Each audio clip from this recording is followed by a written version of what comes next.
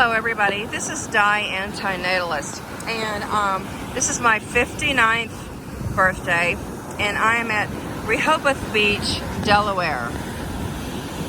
As you can see, the waves are pretty rocky, really close to shore, but it doesn't seem like it's retarding the people from going into the water.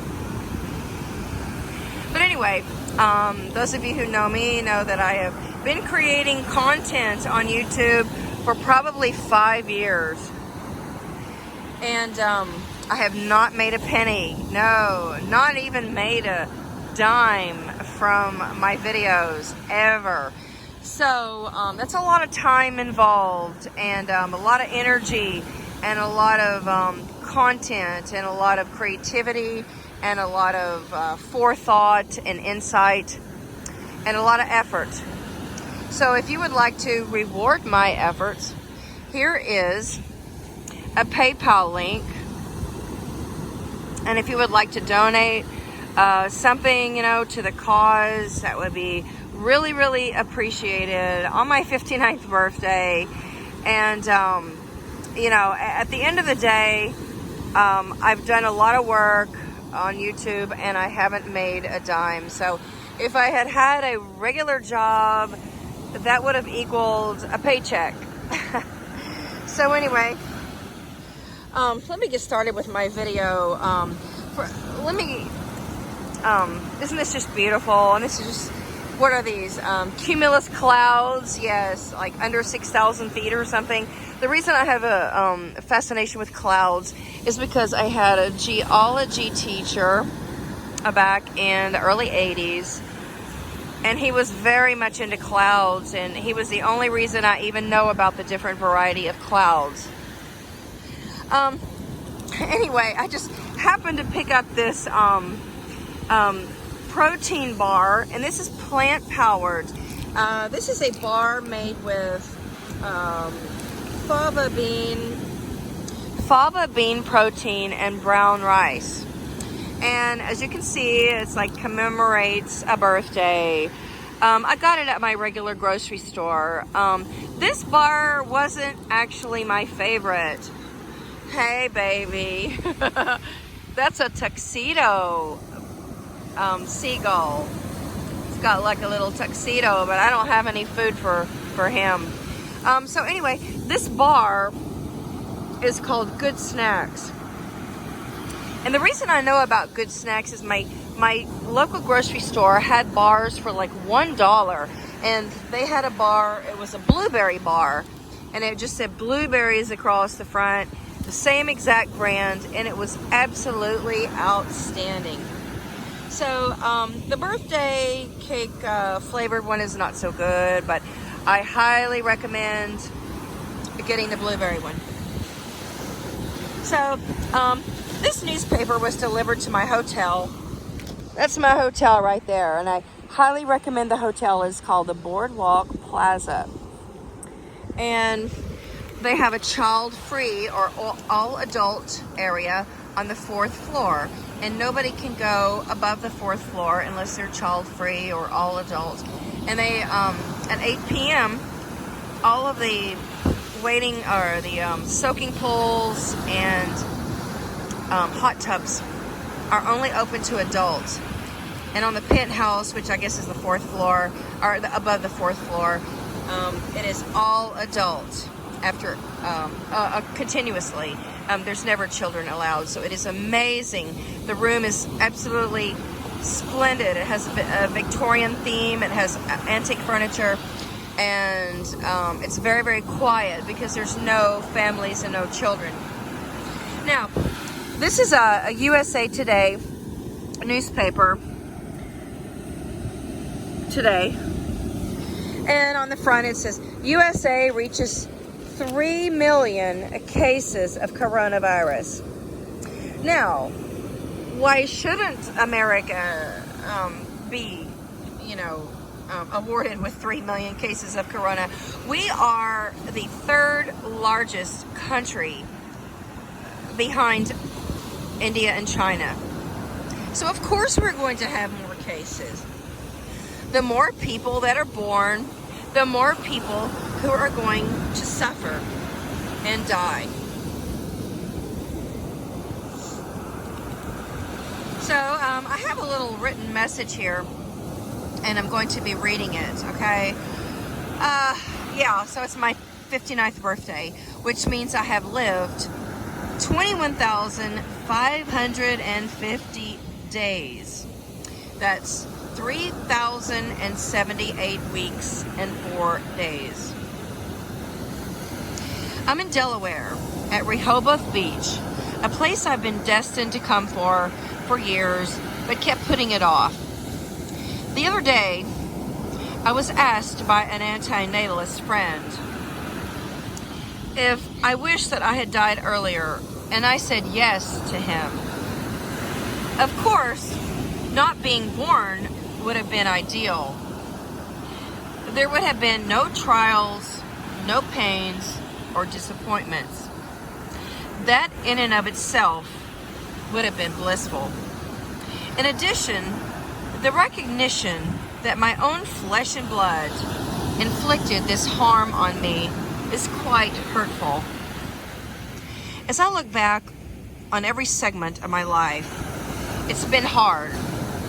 School was hard. My parents were incompetent. Work was disappointing. There's too much wasted time, aggravation, dental and medical issues, vision issues, constant bodily maintenance, gender inequality, and constant misogyny. Dealing with insensitive and unaccountable people, excessive bureaucracy, chasing perfection and altruism, car problems, house problems, red tape, bowing to authority, aging limitations, promises broken, and overall, the pointlessness of it all. I'd say that disappointing people would step to the front of the line, followed by chasing perfection, and altruism is next. Those who we expect the most from let us down the most. Chasing perfection and altruism has sucked the life out of me. I'm not content with failure, flaws, and faults. The 3 F's. I hate my own imperfections and that in others and nature. I want perfection, but it's a goal that is unobtainable. It's something that firstborns or only children strive for the most. It's a burden. Last year's birthday video discussed my issues as a result of birth order. I echo the fact that being firstborn was a curse, the most unenviable position when you have siblings involved. Another very hurtful part of existence is unfairness. I have been involved with animals and rescue and animal welfare and animal advocacy for as long as I can remember, especially since 1991 when I lived in Houston. And there was a pet contest in Houston, Texas, and I entered it, and I had an elaborate Miss America pet costume design. This was for a humane event,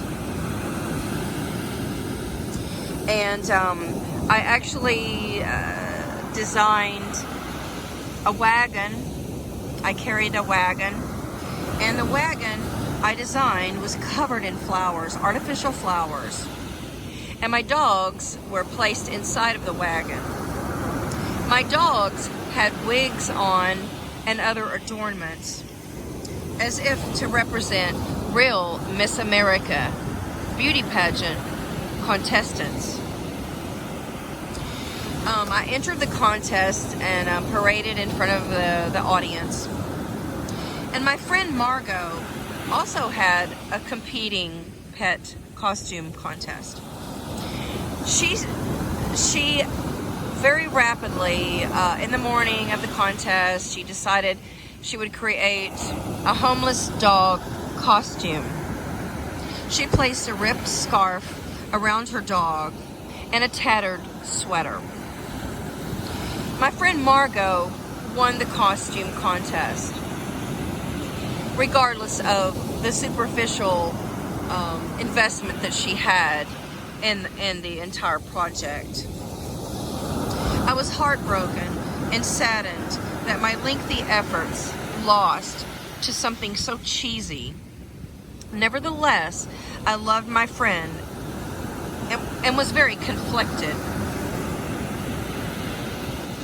At a more recent pet costume contest in Pittsburgh, I did not enter, but a ridiculous costume contest won solely out of hand applause.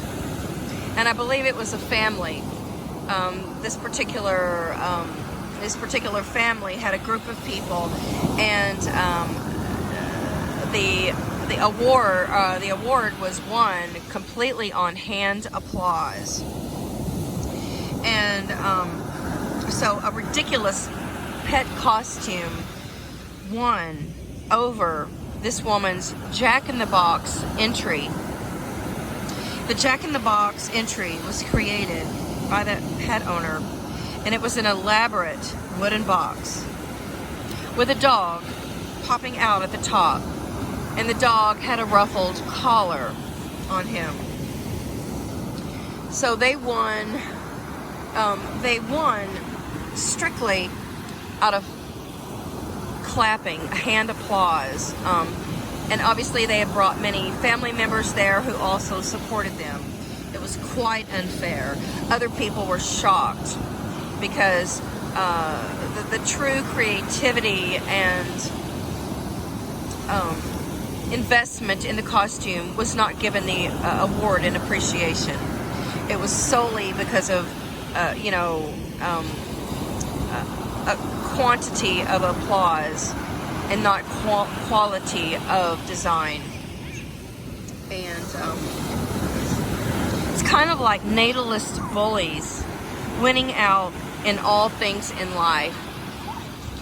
The unfairness of life has created so much resentment and anger within me. I truly feel like life is not worth living because nothing is fair and nothing is just. Things cheap and entertaining are chosen over quality. For instance, pornography, computer games, trash TV, YouTube junk win out every time. I'm embarrassed for humanity and can't wait to leave this hideous charade. And isn't this just gorgeous though? But you know what? A beautiful sunset and a beautiful beach does not make up for all of the harm involved in existence. And I am rather surprised that, I am still living right now. And it's not because of a bad lifestyle. It's not because of any addiction or harmful, past or any medical condition. There are two specific reasons that I am surprised that I'm still alive, but I'm not going to go into those details right now. But anyway,